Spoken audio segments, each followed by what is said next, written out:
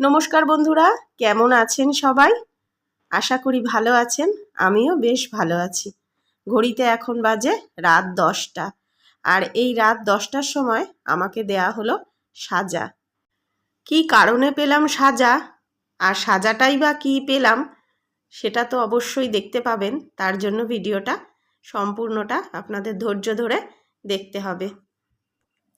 ওবেলা মাছ রান্না করেছিলাম, যদিও মাছ বেশ কিছুটা পরিমাণেই আছে, 3 জনের ভালোভাবেই হয়ে যাবে।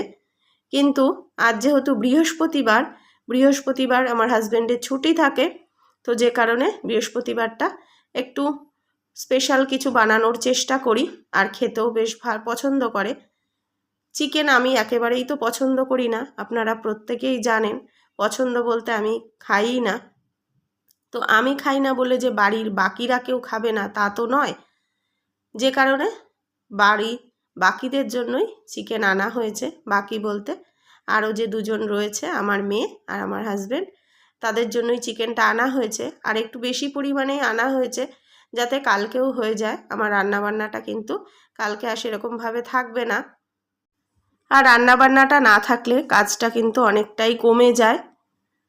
যাই হোক, তাড়াতাড়ি এবারে চিকেনটা রান্না করে ফেলি, কারণ খেতে দেওয়ার তাড়াটাও রয়েছে। রাত তো অনেকটাই হয়ে গেছে, আর এদিকে আমার মেয়েরও কিন্তু খিদে পেয়ে গেছে। টিউশন গেছিলো, ফেরার পথেই চিকেনটা সাথে করে নিয়ে এসেছে। তো তাড়াতাড়ি ওই জন্য একেবারেই মেখে, সমস্ত মশলা দিয়ে হাতে মেখে বসিয়ে দিলাম। এভাবে চিকেন রান্না করলে কিন্তু ভালো লাগে। চিকেন বলুন, মাটন বলুন, এরকম একবারে মেখে বসিয়ে দিলে কিন্তু বেশ ভালোই লাগে। আর আগে মা কাকিমারা কিন্তু এইভাবেই কিন্তু মাংস রান্না করতো। এর স্বাদ কিন্তু আলাদা হয়। আর দেখুন, রঙের জন্য একটু কাশ্মীরি লঙ্কার গুঁড়োও দিয়ে দিলাম। চিকেন যেহেতু খাই না, চিকেন ধোয়াটা কিন্তু আমার কাছে সত্যিই কষ্টদায়ক বলতে পারেন, সাজাই। কারণ একেবারেই কিন্তু আমার এটা ভালো লাগে না বলতে বুঝতেই পাচ্ছেন, যে যেটা খায় না সে কিন্তু সেই জিনিসটাকে একেবারেই অপছন্দ করে।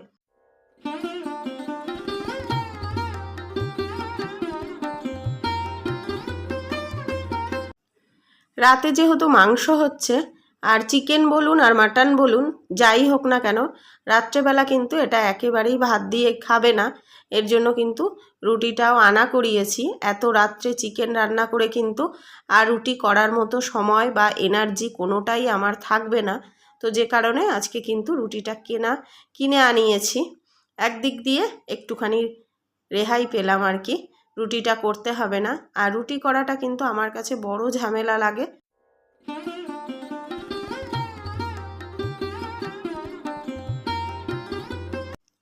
অনেকে আবার রুটি করতে খুব ভালোবাসেন, জানি অনেকেই, কিন্তু আমার কাছে একদমই ঝামেলা লাগে। সময়টা যদিও কম লাগে, ভাতের থেকে রুটি করতে সময়টা কিন্তু কম লাগে, কিন্তু ওই যে গ্যাসটা বড্ড নোংরা হয়।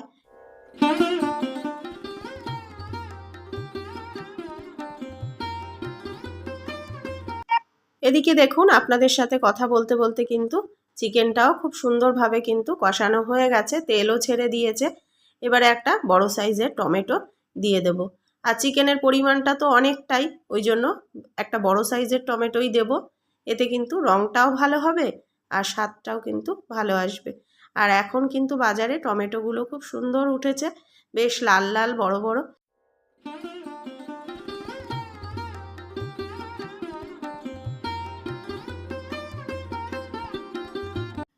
এইভাবে চিকেন কিংবা মাটন রান্না করলে কিন্তু অনেকটাই সময়টা কম লাগে। একবারে মশলা দিয়ে মেখে বসিয়ে দিলাম, আর শুধু নুনটাই আর হলুদটা এই দুটোই চেক করাই থাকে। আর বাকি তো তারপরে রেডি হওয়ার আগে, নামানোর আগে আর কি, একটু গরম মশলা দিয়ে দিলেই কিন্তু হয়ে যায়। আর এদিকে দেখুন, জলও দিয়ে দিলাম। একটু ঝোল রাখবো, কারণ আগামীকালও তো এটা দিয়ে চালিয়ে দিতে হবে।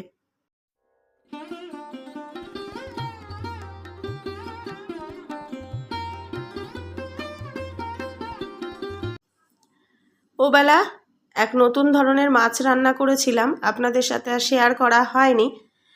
ব্ল্যাক পমফ্রেট যেটা বলে। তো ফার্স্ট টাইম মাছটা কিনেছি, আর ফার্স্ট টাইম রান্নাও করলাম। মাছটা কিন্তু খেতে খারাপ না, ভালোই, পমফ্রেট মাছের মতোই। তবে একটুখানি আলাদাই দেখলাম, কারণ পমফ্রেট মাছের গায়ে তো আঁশ থাকে না, এই মাছটার গায়ে দেখলাম ছোট ছোট অনেক আঁশ, আর রঙটাও তো কালো। তো কালো বলে যে ওর স্বাদ নেই সেটা নয়, কালো হলেও কিন্তু মাছটার বেশ স্বাদ ছিল।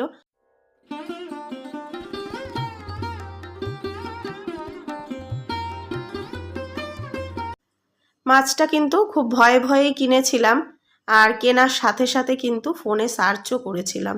দেখলাম যে না, এরকম ধরনের মাছ কিন্তু আছে, ব্ল্যাক পমফ্রেট। আমি কোনোদিন এই মাছটা খাইনি, তবে বললাম না, খেয়ে মাছটা কিন্তু বেশ ভালোই লাগলো। আর মাছগুলো কিন্তু বেশ বড়ও ছিল। আপনাদের সাথে শেয়ার করা হয়নি, কারণ ও বেলাটা অনেকটাই ব্যস্ততার মধ্যে কেটেছে, সব সময় ভিডিও করা হয় না।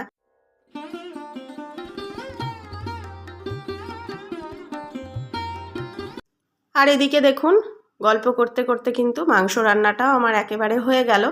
নামানোর আগে একটু গরম মশলাও দিয়েছি, সেটা আর শেয়ার করা হয়নি। আর এই যে এখন খেতে দিয়ে দিচ্ছি হাজব্যান্ডকে, আর হচ্ছে আমার মেয়েকে খেতে দিয়ে দিচ্ছি। আর মাংসের কালারটা দেখুন ভালোই হয়েছে, একটু ঝোল রেখেছি। আর আজকের মাংসটায় কিন্তু আলু দিইনি, শুধু মাংসর ঝোলই করেছি। আলু দিলে আলু না সেরকমভাবে কেউ খেতে চায় না, আলুগুলো নষ্ট হয়, তার থেকে না দেওয়াই ভালো।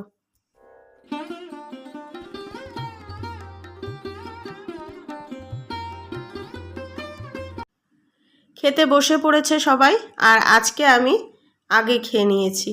আমার একটা ওষুধ ছিল রাত্রে খাওয়ার, তো বেশি রাত করে কিন্তু খেলে অসুবিধাই হবে, ওষুধটা লেট হয়ে যাবে খেতে। আর তারপরে দেখুন, এই যে ওই ঘরে তো দুজন খাচ্ছে, আর আমি এদিকে একটা গজা না কি বলে এগুলো, সঠিক বলতে পারবো না, মনে হয় গজাই। তো এই একটা ছিল, এনেছিলাম, খাওয়া হয়নি, আর ফ্রিজে রেখেছিলাম, বেশ কিন্তু শক্ত হয়ে গেছে, ভাঙতে গিয়ে বাটিটাই উল্টে পড়ছিল, ভাগ্যিস আর আমি যেহেতু চিকেন খাই না, মাছ দিয়েই খাবো, ওই জন্য আগেই খেয়ে নিয়েছি। আর বললাম না ওষুধটা ছিল, আর এখন এই যে গজাটা খাচ্ছি, বেশ ভালো লাগছে, কিন্তু একটু হালকা ঠান্ডাও রয়েছে, আর একটুখানি শক্তও হয়ে গেছে উপরটা, আর ভেতরটা কিন্তু জুসি, বেশ নরম।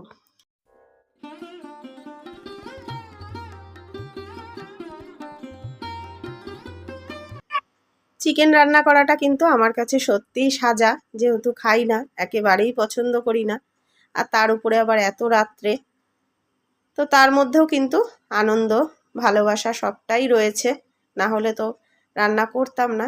যাই হোক, চলুন তাহলে আর ব্লগটা বড় করছি না। এই যে মিষ্টিটা খাওয়া শেষ হয়ে গেছে প্রায়, আর ওই ঘরে কিন্তু এখনও খাওয়া দাওয়া চলছে, মুভি দেখতে দেখতে খাওয়াটা এনজয় করছে, আর আমিও এখানে ব্লগটা এন্ড করি, শেষ। চলুন টাটা, সবাই ভালো থাকবেন, সুস্থ থাকবেন, সাবধানে থাকবেন, আবারও দেখা হবে আপনাদের সাথে।